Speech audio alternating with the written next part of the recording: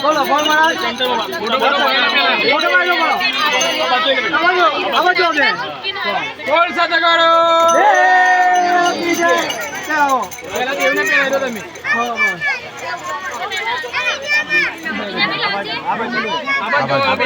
એક બીજા હાથ પકડી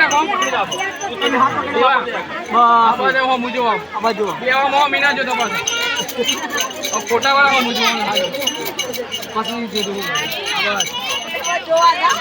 હમણાં નહીં જોવાનું થોડી પતી જાય પછી બસ બસ હવે હાલ ફેરો ફાટ પછી દબાઈ નાખજો મેં